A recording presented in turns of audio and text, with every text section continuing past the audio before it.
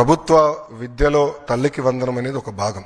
ఈ రోజు అన్ని పాఠశాలలు ప్రారంభించారు. మీరందరూ ఒక్కసారి ఫీల్డ్ లో చూస్తే 80% మంది పిల్లలకి ఈ రోజు డాక్టర్ సర్వేపల్లి రాధాకృష్ణన్ గారి స్కూల్ కిట్ అందిస్తాం జరిగింది. మొదటి రోజే పుస్తకాలు, యూనిఫామ్, బ్యాగ్స్, షూస్, సాక్స్ అన్ని మేము అందిస్తాం జరిగింది. గతంలో ఎప్పుడైతే జరగలేదు, మేము అందించాం.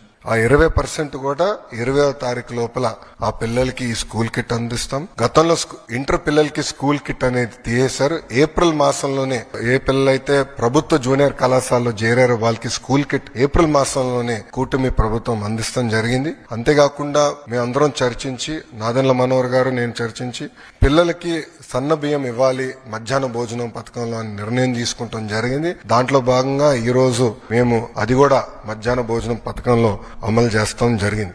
మూడో చాలా కీలకమైన సంస్కరణ మేము తీసుకొస్తాం. అదేంటంటే 1 క్లాస్ 1 టీచర్ మోడల్. ప్రాథమిక పాఠశాల అంటే ప్రైమరీ పాఠశాలలో ఒక్కసారిగా చూస్తే కూటమి ప్రభుత్వ అధికారంలో వచ్చినప్పుడు కేవలం 1200 పాఠశాలలు 1 క్లాస్ 1 టీచర్ ఉన్నాయి. అంటే ఫస్ట్, సెకండ్, థర్డ్ గ్రేడ్ ఉంటే ఒకే టీచర్ ఉండేవారు.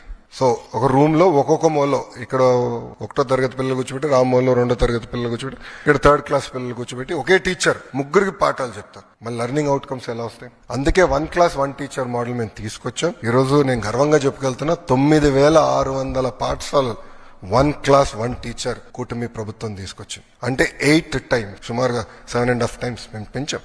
1 క్లాస్ 1 టీచర్ అనేది మా నినాదం. అప్పుడే లెర్నింగ్ అవుట్కమ్స్ అనేది బాగా వస్తుంది. 1200 పాఠశాలల నుంచి 9600 పాఠశాలలకి ఇది తీసుకెళ్తాం జరిగింది. ఇంతేకాకుండా 4వ కీలకమైనది, మొన్న మీరు బడ్జెట్ లో చూస్తే ఆర్థిక శాఖ మంత్రి గారి సహకారంతో ప్రభుత్వ పాఠశాలలన్నిటికీ ఉచిత కరెంట్ మేము రచిస్తున్నాం. సో అక్కడున్న హెచ్ఎం గారు గాని, ఉపాధ్యాయులు గాని కరెంటు బిల్ గురించి ఇబ్బంది పడాల్సిన అవసరం లేదు, నేరుగా ఉచితంగా చేస్తాం జరిగింది. సో ఈ 4, ఎందుకంటే తల్లికి వందనం కింద ఈ 4 కొట్టుకుపోతాయి.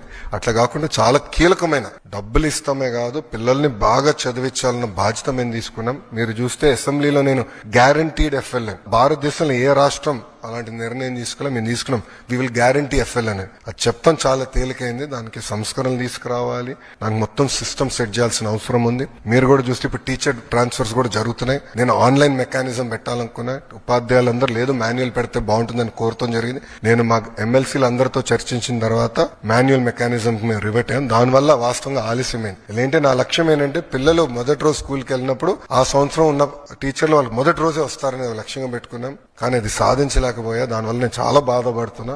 అధికారులందరూ అహర్నిశలు కష్టపడుతున్నారు. మండే కల్లా మొత్తం ఈ టీచర్ బదిలీలన్నీ కూడా పూర్తి చేసి ఈ మొత్తం వ్యవస్థ స్టెబిలైజ్ అవుతుంది. వచ్చే సంవత్సరంలో 10th క్లాస్ రిజల్ట్స్ కానివ్వండి, లేదంటే ఇంటర్ రిజల్ట్స్ కానివ్వండి, ఆల్రెడీ ఒక మార్క్ చేసాం.